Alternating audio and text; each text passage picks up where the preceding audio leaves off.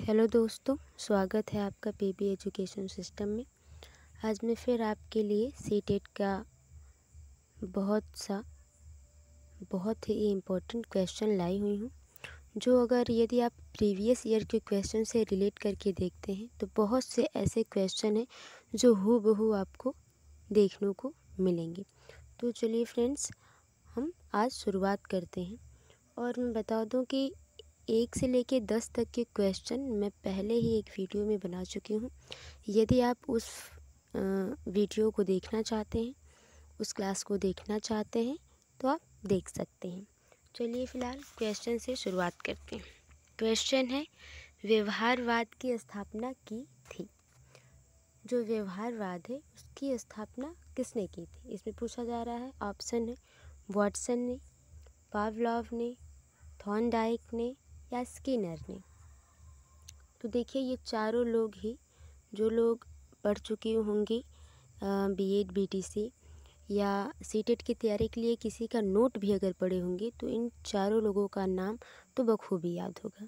और इन लोगों के सिद्धांत जैसे थॉर्नडाइक की बुद्धि का सिद्धांत हुआ, पावलॉव का अनुबंधन या कंडीशनिंग का सिद्धांत हुआ, थॉर्नडाइक की बुद्धि का सिद्धांत हुआ। तो ये लोग बहुत ही ज़रूरी है सीटेट के लिए। समझ लीजिए, अगर आप इनको एक बार देख लेते हैं सरसरी निगाह से तो कुछ क्वेश्चन ऐसे हैं कि आपको तो मिलने हैं सीटेट में। चलिए देखते हैं। फ़िलहाल ऑप्शन इसमें सही कौन सा होगा, वो है ए, क्योंकि वाटसन ही वो शख्स हैं जो व्यवहारवाद के जनक हैं और इन्होंने ही व्यवहारवाद की स्थापना की थी। चलिए फ्रेंड्स, अगला क्वेश्चन हम देखते हैं। अगला क्वेश्चन है, मनोवैज्ञानिक जिसने बालकों के साथ फोबिया पर कार्य किया। फोबिया आप लोग जानते होंगे। फोबिया क्या है? फोबिया एक डर है, मतलब डर के लिए फोबिया वर्ड का यूज किया जाता है। जैसे किसी को पानी से डर होता है, ऊंचाई से डर होता है, तो उस डर के लिए फोबिया का यूज करते हैं। तो बालकों में जो डर होता है उसके लिए किस वैज्ञानिक ने सर्वप्रथम कार्य किया था? ऑप्शन देख लेते हैं पहले। वाटसन, थॉर्नडाइक, पावलॉव, इनमें से कोई नहीं। तो जो थॉर्नडाइक हैं वो और जो पावलॉव हैं ये तो अलग हो गए। जो व्यवहारवाद के जनक हैं वही फोबिया पर कार्य करने वाले शख्स हैं। तो पहला 12th का जो क्वेश्चन हो 12th क्वेश्चन का जो आंसर होगा वो है वाटसन, पहला ऑप्शन। अब आप सभी लोगों को समझ में आ रहा होगा कि ये क्वेश्चन बहुत ही टफ नहीं, बहुत ही इजी थे। चलिए अगला देखते हैं। 13वां क्वेश्चन क्या है, देख लेते हैं। कक्षा अनुशासन संबंधित है, मतलब जो हम क्लास में पढ़ते हैं तो जो डिसिप्लिन होता है, जो अनुशासन होता है कि तीसरी बेल में ही बाहर जाना है, 7वीं बेल में ही बाहर जाना है क्लास से पानी पीने या बॉटल भरने, तो जो और भी बहुत सारे नियम होते हैं। जैसे पीटी का समय अलग है, हिंदी की पीरियड अलग है और सारी। तो इस तरह कक्षा अनुशासन देखिए क्या है। पहले विषय की जटिलता से संबंधित किससे है? कक्षा अनुशासन किससे संबंधित है? विषय की जटिलता से। दूसरा है विषय की रोचकता से, छात्रों की प्रकृति से, विषय के प्रस्तुतिकरण से। अगर आप इस पे गौर करेंगे तो आप बहुत ही आसानी से इस क्वेश्चन का आंसर दे सकते हैं। विषय की जटिलता से कक्षा अनुशासन का कोई संबंध नहीं है। विषय कितना कठिन है या कितना सरल है, इससे कक्षा अनुशासन का संबंध कोई भी नहीं है। विषय की रोचकता, विषय में कितना इंटरेस्ट आ रहा है बच्चों को, या कुछ बच्चों को आ रहा है कुछ बच्चों का नहीं, ये तो उनकी मनोभाव पे डिपेंड करता है कि वो किस विषय में रुचि रखते हैं। छात्रों की प्रकृति से, तो छात्रों के स्वभाव से कक्षा अनुशासन का कुछ ज़्यादा लेना देना नहीं है। तो विषय की प्रस्तुतिकरण से कक्षा अनुशासन संबंधित है। जैसे यदि हम या आप ही अगर किसी प्राइवेट स्कूल में पढ़ा रहे हैं या किसी को कोचिंग भी आप पढ़ाए होंगे तो आपने ज़रूर देखा होगा कि यदि बच्चे को जो विषय आप पढ़ा रहे हैं इंटरेस्टिंग है, रुचिकर है, तो कक्षा का अनुशासन पहले से ही बना होगा। तो 13वें का जो आंसर होगा वो चौथा होगा, विषय की प्रस्तुतिकरण से। हम विषय को किस तरह से बच्चों को समझा रहे हैं, कक्षा अनुशासन जो है उसी से संबंधित हो जाएगा। यदि हम प्रस्तुतिकरण अच्छा नहीं कर पा रहे हैं बच्चों के सामने, तो वह शोर करेंगे, उनका मन भटकेगा, वो आपस में बात करेंगे। तो प्रस्तुतिकरण से। अगला क्वेश्चन देखते हैं। प्राथमिक स्तर पर, प्राथमिक स्तर मतलब 1 से लेकर 5 तक, शिक्षा का माध्यम क्या होना चाहिए? राजभाषा, अंग्रेजी, राज्यभाषा, मातृभाषा। राजभाषा, राज्यभाषा, राजभाषा अगर हम कहें, और राज्यभाषा एक तरफ से ठीक है। अंग्रेज़ी अगर हम कह देते हैं तो बच्चों को अंग्रेज़ी में पोयम ही याद हो पाती हैं, वो भी बहुत ज़्यादा जब हम कोशिश करते हैं तब।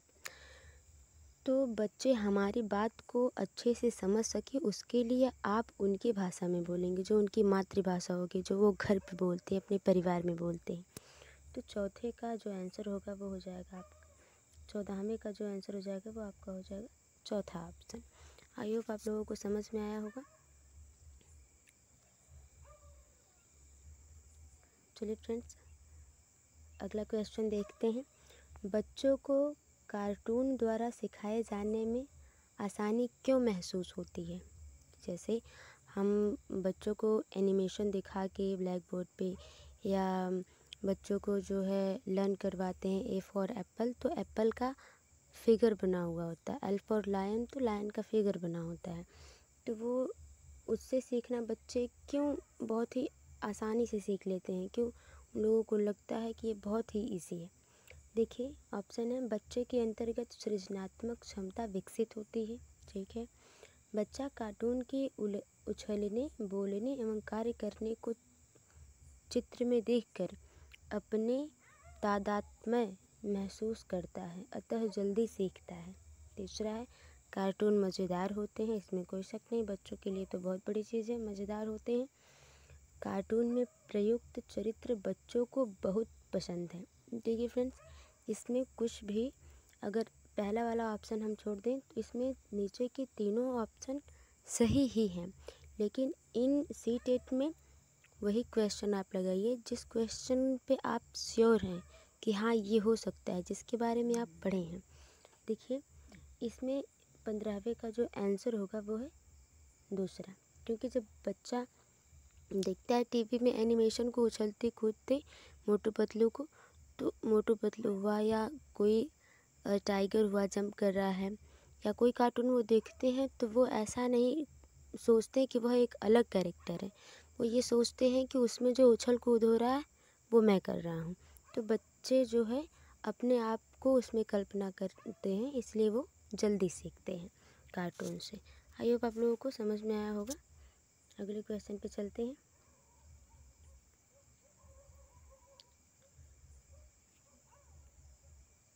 देखिए फ्रेंड्स, अगला क्वेश्चन है, वैज्ञानिक दृष्टिकोण संबंधित है। जो वैज्ञानिक दृष्टिकोण है, जैसे जो वैज्ञानिक लोग होते हैं वो किस दृष्टिकोण से समझते हैं, सोचते हैं? विज्ञान के प्रयोग से। हाँ, वैज्ञानिक दृष्टिकोण विज्ञान के प्रयोग से ही संबंधित होगा, सही है। विषय की रोचकता से, सृजनात्मक इकाई से, यह सभी। तो आप ऑप्शन देख के बता सकते हैं कि 16वें का आंसर होगा यह सभी, क्योंकि वैज्ञानिक दृष्टिकोण तीनों में है, विज्ञान के प्रयोग से भी है, जिस विषय में बच्चा बहुत रुचि लेगा उसमें भी वैज्ञानिक दृष्टिकोण है, और बच्चा जो खुद से सृजनात्मक खुद से कल्पना कर सके, उसको समझ सके। ठीक है, अगला क्वेश्चन देखते हैं। यदि शिक्षक कक्षा में किसी छात्र की निंदा करता है तो, यदि शिक्षक होकर वो किसी छात्र की निंदा करता है तो, अब आप देखिए ऑप्शन क्या है। छात्र अपमानित महसूस कर हीनता का शिकार हो जाएगा, पहला। दूसरा, सभी छात्र और अध्यापक से घृणा करने लगते हैं। अच्छा, कहने का मतलब सभी छात्र अध्यापक से घृणा करने लगते हैं। सभी छात्रों से डरने लगते हैं। अच्छा, चौथा है उपरोक्त सभी। तो इसमें अगर आप बहुत ही इधर उधर करेंगे तो आपको फिर भी मिल जाएगा कि इसमें पहला आंसर ही, जो पहला ऑप्शन है वो सही होगा। जैसे जब बच्चे आपस में क्या एक दूसरे को कह लेते हैं वो उतना उनको प्रॉब्लम नहीं होगी। लेकिन ये यदि अगर कोई शिक्षक होकर किसी छात्र को अपमानित करता है तो वह ज़रूर ही वो महसूस करेगा कि सर मुझे ऐसा कह रहे हैं या मैम मुझे ऐसा कह रही हैं। तो 17वें का आंसर जो होगा वो ऑप्शन ए होगा। आई होप आप लोगों को समझ में आ रहा होगा। चलिए अगले क्वेश्चन पर चलते हैं।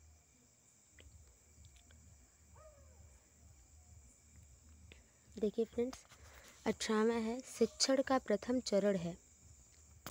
शिक्षण जैसे हम अभी कहीं किसी स्कूल में पढ़ाने जा रहे हैं नए सत्र से और पहली बार हमारी क्लास है, तो हम किस तरह से शिक्षण का एक सिलेबस तैयार करेंगे कि कैसे हमें पढ़ाना है। पहले क्या करेंगे हम, पहले से योजना बनाना, पाठ्य सामग्री को संगठित करना, विद्यार्थियों के बैकग्राउंड को जानना। इनमें से कोई नहीं, चौथा ऑप्शन है इनमें से कोई नहीं। तो विद्यार्थियों के बैकग्राउंड को जानना, हम शिक्षण करवाने जा रहे हैं, बच्चे के बैकग्राउंड से हमें कोई लेना देना नहीं है। ये सरासर गलत है अगर एक तरह से कहा जाए।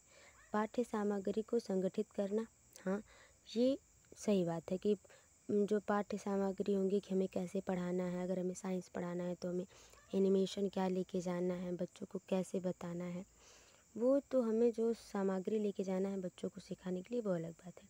लेकिन सबसे पहला चरण, प्रथम चरण पूछ रहा है, तो सबसे पहले हमें योजना बनानी पड़ेगी कि आज यदि हमें बच्चों को स्वर और व्यंजन पढ़ाना है तो हमें किस तरह से पढ़ाना है। तो 18वें का आंसर जो हो जाएगा ऑप्शन 1। आई होप आप लोगों को समझ में आया होगा। चलिए नेक्स्ट पे चलते हैं।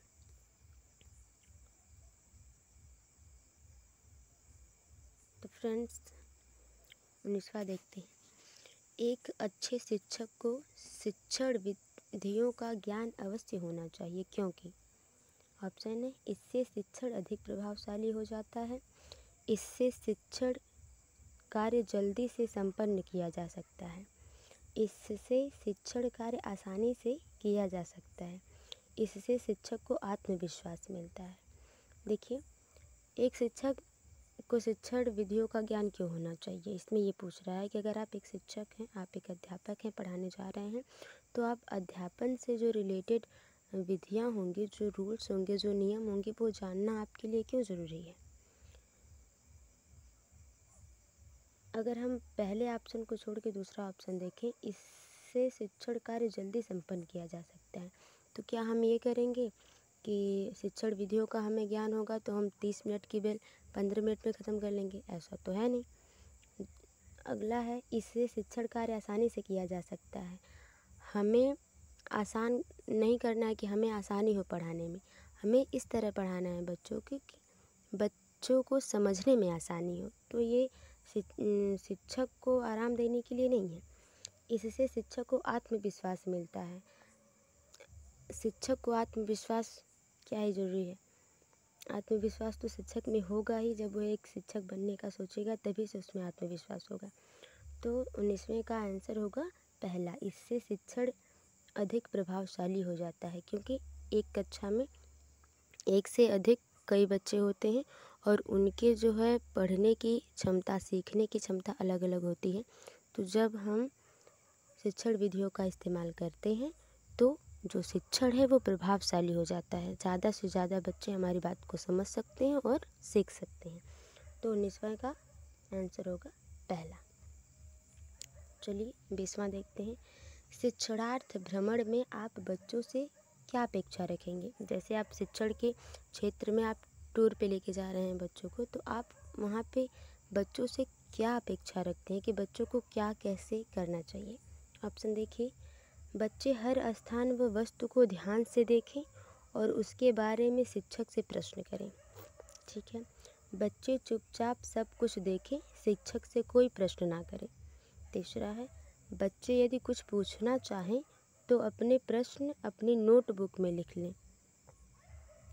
अगला है, बच्चे आनंद में घूमें, शिक्षक को भी आनंद में घूमने दें। वाह, ये तो कुछ ज़्यादा हो गया। 20वें का जो चौथा है, आप यही सोचिए, आप जब टूर पे लेके जाएंगे तो बच्चों को जब उस स्थान के बारे में समझाएंगे नहीं, बताएंगे नहीं, बच्चे आपसे इंटरेक्ट नहीं करेंगे, तो उस घूमने का क्या ही मतलब होगा। तो चौथा को तो आप कर दीजिए।